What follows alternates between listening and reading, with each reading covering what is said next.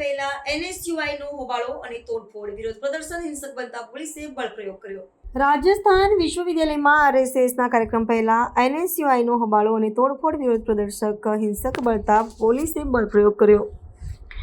જયપુર સ્થિત રાજસ્થાન વિશ્વવિદ્યાલય પરિસરમાં રાષ્ટ્રીય સ્વયંસેવક સંઘ RSS દ્વારા આયોજિત એક કાર્યક્રમ પૂર્વે ભારે હોબાળો થયો હતો। કોંગ્રેસના વિદ્યાર્થી સંગઠન અને NSUIના કાર્યકર્તાઓએ આ કાર્યક્રમનો વિરોધ કરતા વિશ્વવિદ્યાલયમાં પ્રવેશ કર્યો હતો અને કથિત રીતે મંચ પર તોડફોડ કરી તેમજ કાર્યક્રમના પ્રચાર ચિત્રો, બેનરો ફાડી નાખ્યા હતા, જેને કારણે પરિસરમાં તણાવપૂર્ણ માહોલ સર્જાયો હતો અને NSUIના કાર્યકર્તાઓ વિશ્વવિદ્યાલયના શૈક્ષણિક પરિસરમાં RSS દ્વારા શસ્ત્ર પૂજન જેવા કાર્યક્રમના આયોજનનો વિરોધ કરી રહ્યા હતા। વિરોધ પ્રદર્શન હિંસક બનતા અને કાર્યકર્તાઓ દ્વારા પરિસરમાં તોડફોડ શરૂ કરાતા પરિસ્થિતિને નિયંત્રણમાં લેવા માટે પોલીસે બળપ્રયોગ કરવો પડ્યો હતો। પોલીસ અને પ્રદર્શનકારીઓ વચ્ચે થયેલી અથડામણમાં કેટલાક વાહનોમાં કાચ તૂટ્યા હતા અને કેટલાક વિદ્યાર્થીઓ ઘાયલ થયા હોવાના અહેવાલ છે। પોલીસે કાયદો અને વ્યવસ્થા જાળવવા માટે 1 ડઝનથી વધુ NSUI કાર્યકર્તાઓની અટકાયત કરી હતી।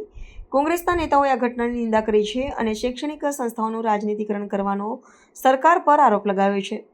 તેમણે પોલીસ દ્વારા કરાયેલા બળપ્રયોગ અને વાહનોમાં તોડફોડ સામે પણ સવાલ ઉઠાવ્યા હતા, જ્યારે પોલીસનું કહેવું છે કે ભીડને વિખેરવા માટે લાઠીચાર્જ જરૂરી હતો।